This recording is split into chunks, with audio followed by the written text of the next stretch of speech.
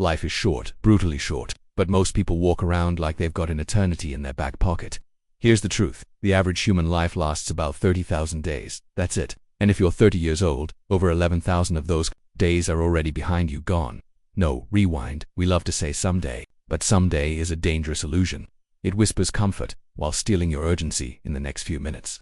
You won't just learn how to manage your time, you'll learn how to feel it, own it, and start living like your days actually matter. This isn't productivity fluff. This is a wake-up call. Chapter 1. How time messes with your mind. Time plays mind games, and if you don't understand them, it'll keep slipping through your fingers. Remember childhood summers. One afternoon felt like a whole lifetime. Now entire years vanish like a weekend. That's not just nostalgia, it's neuroscience. Your brain doesn't measure time by the clock. It tracks time through novelty. When you're a kid, the world is new. Every sound, every sight, every moment gets recorded. Time feels slow because your brain is fully alive. But as an adult, you repeat the same routines, same breakfast, same route, same scrolling. Your brain stops paying attention in life. It becomes a blur. That's the real-time trap, not the clock ticking. But the mind-sleeping comfort zone isn't just cozy, it's a time thief. But you don't have to stay trapped. Shake things up. Work differently. Learn a new skill every month. Talk to someone you'd usually ignore. Each new experience jolts your brain awake, and suddenly, time slows down again. Here's where most people get it wrong. We overestimate what we can do in a single day, and massively underestimate what we could build in a year. That disconnect is why so many dreams get abandoned halfway. Chapter 2. Managing priorities. Most people confuse being busy with being productive. They run around crossing off tasks, but the big stuff, the stuff that actually matters, it gets lost in the noise. Not everything that feels urgent is truly important. Want clarity? Use the deathbed test. Fast forward to age 90. You're looking back at your life. Will you care about working late that one Tuesday or the memories you made with people you love? That single question cuts through the clutter. Most people say, I'll just finish this one thing first.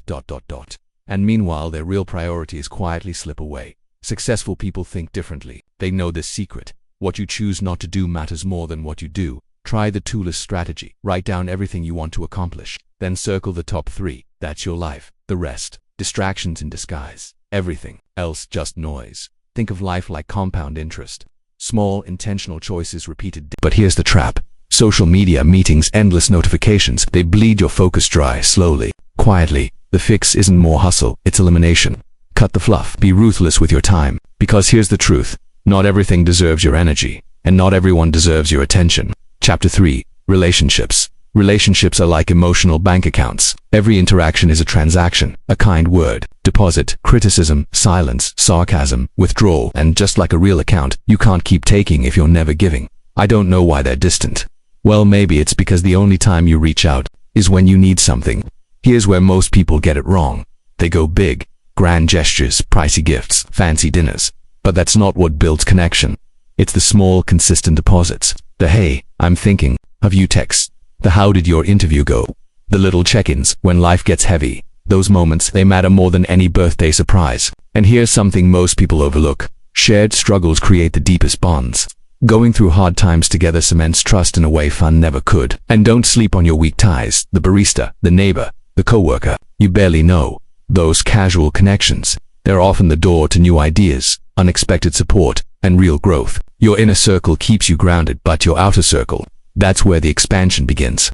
Want to feel like you have more time? Start giving it away. That's the paradox. Generosity expands your sense of time. Chapter 4. Career and purpose. The best opportunities, they're not in plain sight. They're just beyond your comfort zone, that space where your current skills meet your future growth. But here's the trap. I need to stay where I'm safe. That mindset is how careers stagnate. One of the biggest mistakes people make in their 20s and early 30s. Chasing money too early. Your real wealth isn't cash, it's capability.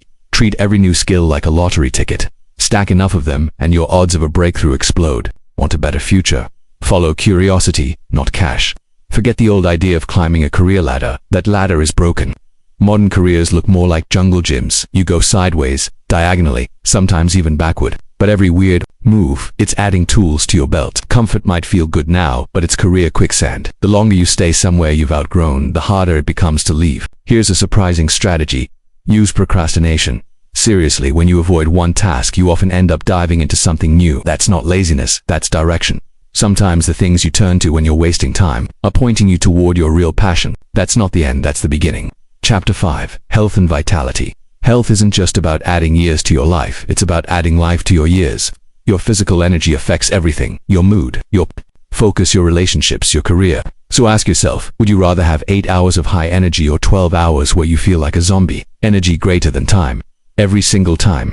That whole "I'll sleep when I'm dead" mindset, throw it out. Sleep isn't a luxury, it's a biological upgrade. Asterisk, miss it, and your brain starts malfunctioning like you've been drinking, and everything you care about, your goals, your connections, your ideas, depends on your brain firing at full strength. Here's something most people miss. You're basically two different people, night 2 and morning you. So, here's the hack. Let night 2 make the plan, and force morning you to follow through. Don't negotiate, move your body, even if it's just 10 push-ups, a quick walk, a stretch between tasks. Tiny actions compound. Your body was built for movement, not just sitting and scrolling. 8 hours in a chair slows your mind, but 5 minutes of movement that can snap your brain back into clarity. Feeling stuck? Don't overthink. Which is move. The solution often shows up once your body gets involved. Chapter 6. Learning and growth. Want to learn faster? Teach not when you're ready. Right now. Because the moment you explain something to someone else, your brain kicks into a deeper level of understanding. You don't need to be an expert, you need to be engaged. Struggle through the explanation, that's where real learning lives. And ironically, the best teachers aren't the ones who find it easy. They're the ones who remember how hard it was to learn. Want to level up your learning? Here's an underrated hack. Read by. Each one compresses an entire lifetime of wisdom into a few powerful hours. You learn from their wins, but more importantly, from their mistakes. While most people chase perfection, smart learners take a different path. They become deliberate. Amateurs, what does that mean? They stay intentionally bad at certain things on purpose. Why? Because it keeps them curious, humble, adaptable. And here's the twist. Your limits aren't a weakness, they're a superpower. Limited time, great. Limited resources, even better. Constraints, fuel, creativity, and that's the most valuable skill in the world. The real pros, they know when to quit. Strategic withdrawal isn't failure, it's wisdom. It's clearing space for the right opportunities to take root. Quit fast. Not everything deserves a long goodbye. Chapter 7. Emotional intelligence. Your emotions, they come with a timer. Science shows that the chemicals behind anger, fear, or anxiety last about 90 seconds in your body. After that, it's not emotion anymore, it's choice. You can't stop the first wave, but you can surf it instead of drowning in it. Emotional regulation is your secret edge. IQ might open doors, but EQ, staying calm, grounded, composed, that's what gets you promoted, trusted, respected. The world doesn't need perfect people, it needs real ones. Strong leaders don't hide their flaws, they use them.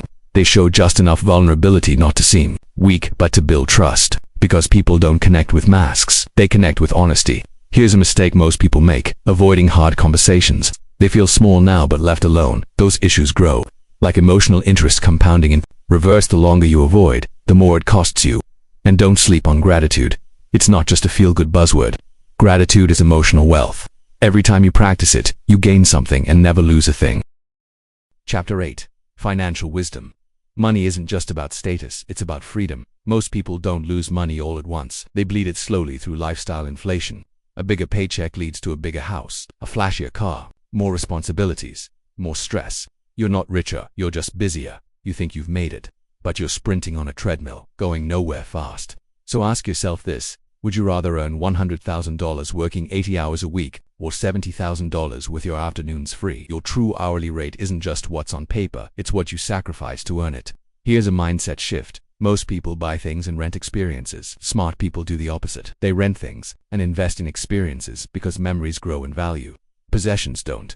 This is real financial wisdom. It's not about cutting back. It's about creating space for joy, for rest, for new opportunities. And that space, that's your real wealth. Chapter 9. Life creativity. Creative living doesn't wait for inspiration. It shows up anyway. Creativity is like a faucet. At first, rusty water, bad ideas, awkward thoughts. That's normal, but those bad ideas, they clear the pipe for the brilliance that follows. Waiting for the perfect idea is like waiting for clean water without turning on the tap. You have to let the rust flow first. And here's the paradox. Creativity loves limits. Give someone too many options and they freeze. Give them boundaries, and they invent. Shakespeare wrote within tight rules, and because of that he thrived. The real mistake most people make: they try to create and criticize at the same time. It's like driving with one foot on the gas and the other on the brake. Step 1. Create. Step 2. Edit. Don't censor your mind, document it. Creativity is a muscle. You don't wait for it, you train it, you trust it, and you show up, rust and all. Progress requires power, and in the beginning, that messy, intense effort you put in, that's not failure. That's proof you're leveling up. The real secret: combine your skills. Mix two things others keep separate: writing and design, logic and empathy, tech and storytelling. That unique blend, it's your creative edge, your unfair advantage. Chapter 10. Personal energy. Energy is your true currency. Without it, time management is pointless. You can't do deep work when your tank is empty. Yet most people never even to check their energy levels. Some things fill you up like a morning walk, others drain you like toxic relationships. And no, the answer isn't more willpower. Willpower is a finite muscle. Smart people don't rely on it. They engineer their surroundings to make success automatic. Every tiny decision: what to wear, when to exercise, what to eat, drains your energy. It's why successful people keep things simple. Same breakfast, same outfit, fewer choices equals more clarity where it matters. Here's a counterintuitive strategy: strategic inefficiency. Be intentionally bad at low-value tasks. That way people stop handing them to you and your energy stays protected for the work that truly matters. Rest isn't a luxury, it's part of your strategy. Recharge isn't wasting time. It's how you stay sharp, making progress to become stronger. That early, intense effort, it's your guide to improvement. Here's the real secret: combining skills that no one else thinks to mix. This unique crossover, that's your creative superpower.